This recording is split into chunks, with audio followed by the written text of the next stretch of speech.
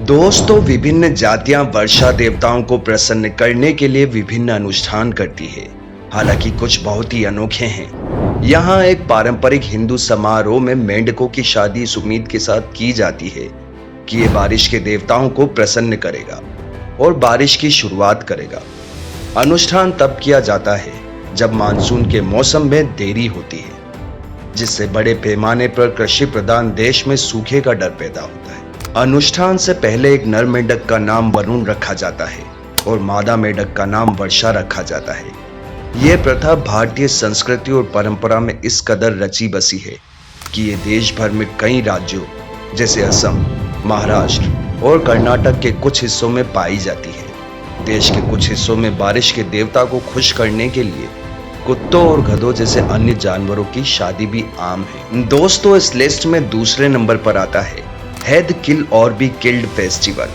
दोस्तों, दशहरे के दौरान आंध्र प्रदेश के कुर्नूल में देवरगुट्टा मंदिर द्वारा आयोजित बानी उत्सव हिंदू भक्तों द्वारा मनाया जाता है और वास्तव में विचित्र भारतीय परंपराओं में से एक माना जाता है। हर साल आंध्र प्रदेश और कर्नाटक के सैकड़ों भक्त मंदिर में लाठी लेकर इकट्ठा होते हैं और एक दूसरे के सिर पर वार करते हैं। आधी रात को होने वाला ये उत्सव माला मल्लेश्वर द्वारा एक राक्षस के मारे जाने की याद में आयोजित किया जाता है। जब मल्लम्मा पार्वती जी और मल्लेश्वर स्वामी भगवान शिव के अवतार की मूर्तियों को एक जुलूस में मंदिर से बाहर लाया जाता है। पुरुष, जिनमें अधिकांश किसान हैं, सुबह तक अनुष्ठान जारी रखते हैं, भले ही वे खून से लथपथ हों। घायलों की सहायता के लिए चिकित्सक मौजूद हैं। पुलिस कर्मियों को भी घटना स्थल पर तैनात किया जाता है। हालांकि वे दर्शक के सदस्य होने तक सीमित हैं, क्योंकि अनुष्ठान के बारे में भावनाएं बहुत अधिक है। ये त्योहार कथित तौर पर मंदिर में 100 से अधिक वर्षों से मनाया जाता है और एक बार स्पष्ट रूप से लाठियों के बजाय कुल्हाड़ी और भाले का उपयोग करके आयोजित किया गया था। पिछले कुछ वर्षों में त्योहार के दौरान कई लोग घायल हुए, हालांकि किसी के मरने की सूचना नहीं है। दोस्तों, इस लिस्ट में तीसरे नंबर पर आता है बेबी टॉसिंग। दोस्तों, सबसे विचित्र भारतीय परंपराओं में जिसमें बच्चों को छतों से फेंकना शामिल है, एक वार्षिक अनुष्ठान जो भारत में हिंदुओं और मुसलमानों दोनों द्वारा 700 वर्षों से अधिक समय से किया जा रहा है। शोलापुर महाराष्ट्र के पास बाबा उमेर दरगाह और कर्नाटक के इंडी के पास श्री सतेश्वर मंदिर में प्रचलित ये एक अनुष्ठान है जहां शिशुओं को मंदिर के एक अनुभवी भक्त द्वारा लगभग 30 से 50 फीट की ऊंचाई से हिलाया और गिराया जाता है और एक चादर में पकड़ा जाता है। फिर शिशुओं को तुरंत माता पिता को लौटा दिया जाता है। माना जाता है कि साल भर की जाने वाली ये प्रथा बच्चे और उसके परिवार की समृद्धि, सौभाग्य और स्वास्थ्य लाती है।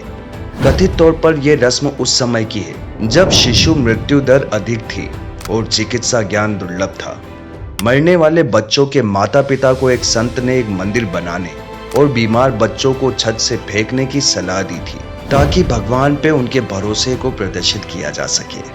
किंवदंती ये कहती है कि जब बच्चों को गिरा दिया गया था, एक झूला जैसी चादर चमत्कारिक रूप से मध्य हवा में दिखाई दी और शिशुओं को पकड़ लिया।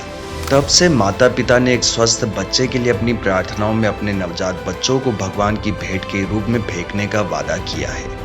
हैरानी की बात यह है कि अभी तक किसी के घायल होने की सूचना नहीं है। इस अनुष्ठान का हिस्सा बनने के लिए काफी विश्वास की आवश्यकता होती है। ऐसी अधिकांश परंपराएं उच्च शक्तियों में गहरी आस्था से पैदा होती है।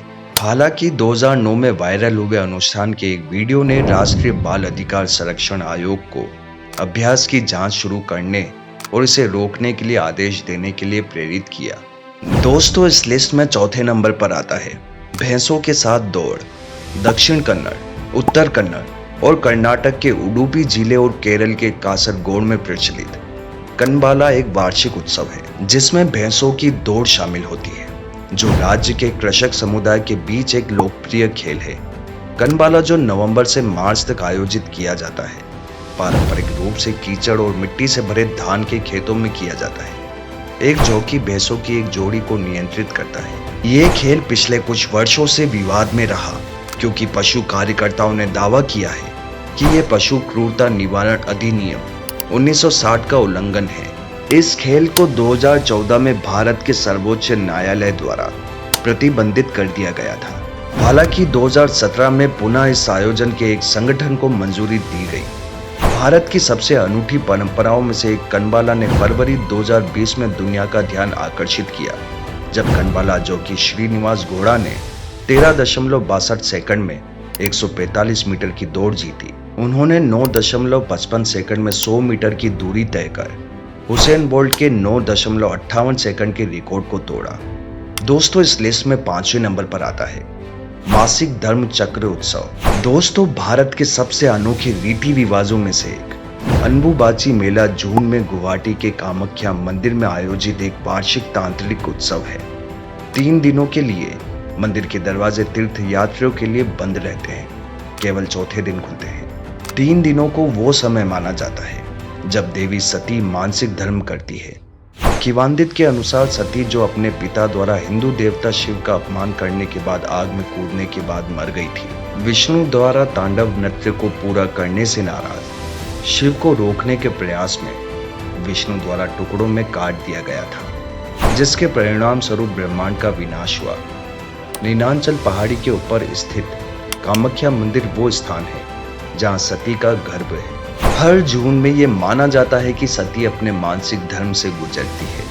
3 दिन जब मंदिर के कपाट बंद रहते हैं, माना जाता है कि मंदिर लाल हो जाता है और ये समय शुभ माना जाता है, जहां महिलाएं उत्सव मनाती है और प्रजनन क्षमता के लिए प्रार्थनाएं करती है। जब चौथे दिन दरवाजे खोले जाते हैं तो भक्तों को कपड़े का एक टुकड़ा मिलता है, जिसे सती के मानसिक धर्म के तरल पदार्थ में भिगोया जाता है। तांत्रिक और साधु जो आमतौर पर सार्वजनिक दर्शन नहीं करते हैं, वे भी इस उत्सव के दौरान मंदिर जाते हैं। दोस्तों, अगर वीडियो पसंद आया हो तो वीडियो को शेयर करना और चैनल को सब्सक्राइब करना ना भूलें और कमेंट बॉक्स में जरूर बताएं कि अगला वीडियो आप किस टॉपिक पर चाहते हैं।